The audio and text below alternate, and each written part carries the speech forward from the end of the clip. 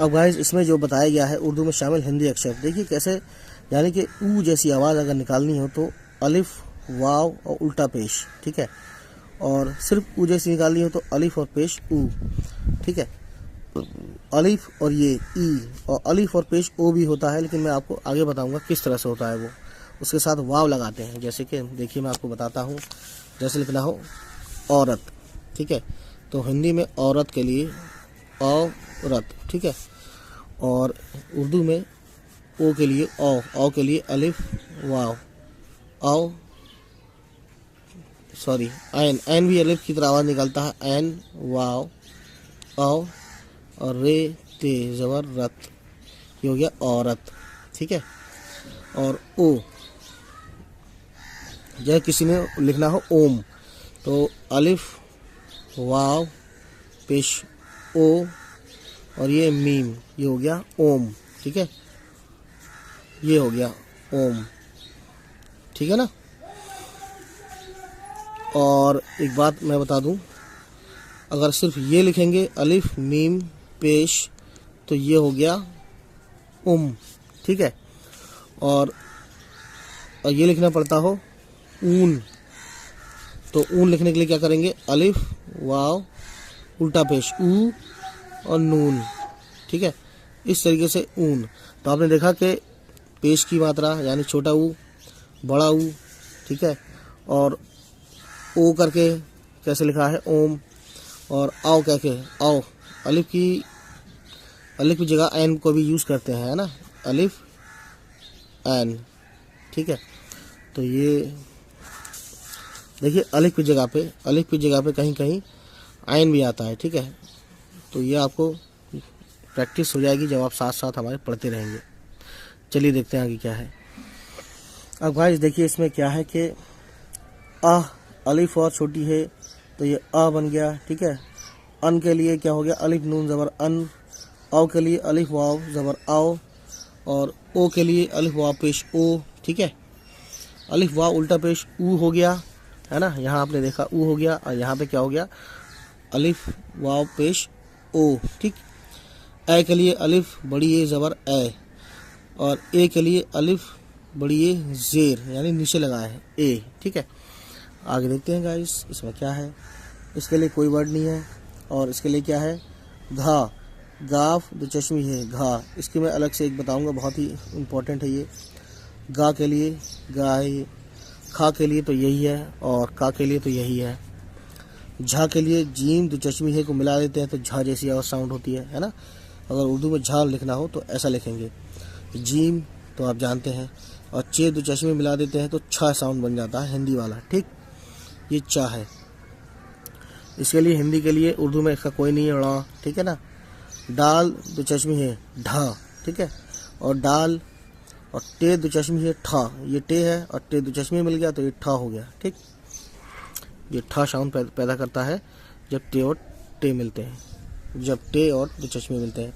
उसी तरीके से गाइस ता है, ये ता के साथ दो चश्मे मिल गया तो था साउंड बन गया, और दाल है, दाल के साथ दो चश्मे मिल गया तो धा साउंड बन गया, धा धनुष, ठीक है, धर्म या धमाल, इस तरीके से। नून है, नून का तो ना उर्दू में, हिंदी में ना है और उर्दू में नून है, ठीक है, इसका नाम नून है। उसी तरीके से गाइस देखिए इसमें ये पे है, पे हिंदी में है ना, हिंदी का पे और उर्दू का पे, ठीक। और फा बनाने के लिए पे दो चश्मी है फा बन जाता है, ठीक। मैं इसको बना के दिखाता हूँ आपको, देखिए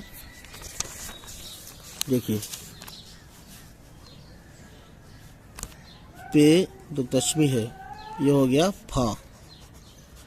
अगर ये लिखना आपको फूल तो पे दो चश्मी है वाव पेश ऊ फूल, ठीक है। अब गाइस देखते हैं आगे क्या है। छोटी शीन बड़ी शीन, ठीक है, छोटी शीन बड़ी शीन, वाव लाम रे, ये जो हिंदी के लिए यहाँ पे हैं वही उर्दू में यहाँ पे हैं आसानी से। अब देखते हैं क्या है। शाह के लिए उर्दू में कोई नहीं होता, सा के लिए छोटी सीन होता है, हा के लिए बड़ी है भी है छोटी है भी है। हिंदी में हा एक होता है, लेकिन उर्दू में एक बड़ी है और एक छोटी है, तो ये छोटी है, और एक दो चश्मी है भी होता है, ठीक है। और ये जो है शा त्रा ग्या, इसका उर्दू में कोई नहीं होता, ठीक है ना। अब गाइस इसमें देखते हैं कि जिस तरह से अनेक हिंदी अक्षरों में नुक्ता लगाकर उर्दू रूप प्रदान किया गया है, उसी प्रकार अनेक उर्दू अक्षरों को हिंदी रूप दिया गया है। अर्थात या मतलब यानी दो अक्षरों को मिलाकर समान हिंदी अक्षर बनाया गया है। ठीक है, तो देखिए इसमें क्या कहा गया है, यानी कि उदाहरण के तौर पे का और दो चश्मे मिला दिया तो खा बन गया। ठीक है, और काफ दो चश्मे, ये इन्होंने यहाँ पे लिख के बताई है ये बात। और गाफ प्लस दो चश्मे लिख दिया तो ये घा साउंड बना दिया। हिंदी में घा होता है, लेकिन उर्दू बनाने के लिए इसको दोनों को मिलान करके ये बन गया घा। ठीक है, अब देखते हैं आगे।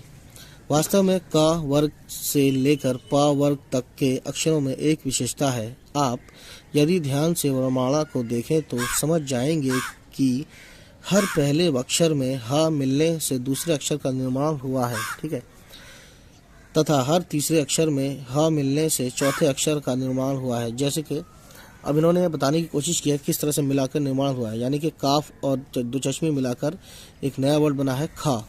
उसी तरीके से गाफ दो चश्मे मिलाकर घा बना है। ठीक है, क्योंकि उर्दू में खा जैसा इस तरीके का खा नहीं है, ये खे होता है। ये खा अलग है, ये खा अलग है।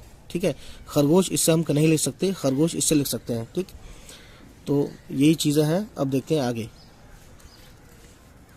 जो खाना खाने वाला होता है वो इससे लिखा जाएगा उर्दू में, लेकिन खाना जैसे मेहमान खाना या शराब खाना या दवा खाना, तो ये उस वाले खा में ये आएगा। तो खा एक हलक से आवाज़ आती है, और ये खा हलक से नहीं बल्कि ज़बान से आती है। ठीक है, ज़बान के शुरू में जो बीच में से आती है। अब देखिए इसमें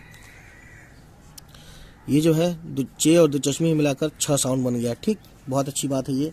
जीम प्लस दो चश्मे मिलाया तो झा बन गया, झा, है ना। ऐसे पहले से झा उर्दू में नहीं है, लेकिन जीम प्लस दो चश्मे मिलाया तो ये हमारा झा बन गया।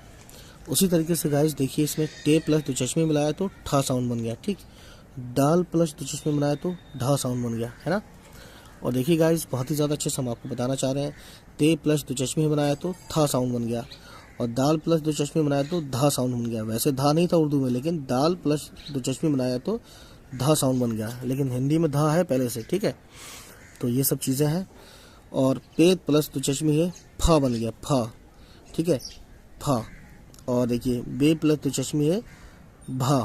ठीक है, भा, भा। या भालू लिखना हो तो इस तरह से भालू लिखेंगे। ठीक है, जैसे मैं आपको लिख के दिखाता हूँ। भालू लिखने के लिए बे दो चश्मी है, भा अलिफ, ये हो गया भा, और लाम वापिस लू, ये हो गया भालू। ठीक है ना। तो गाइस ये थी कहानी आज की। तो गाइस हमारे इस वीडियो की डिस्क्रिप्शन में कुछ लिंक्स हैं, उनमें एक लिंक उर्दू सीखने के लिए उर्दू की बुक का एक लिंक भी है। उसे खरीदने के लिए लिंक पर क्लिक करें और अमेज़न से बुक को खरीदें। चलिए फिर गाइस देखते रहें हमारी वीडियोस को और शेयर करते रहें हमारे चैनल को। तब तक लेते हैं आपसे अलविदा, बाय बाय, टेक केयर।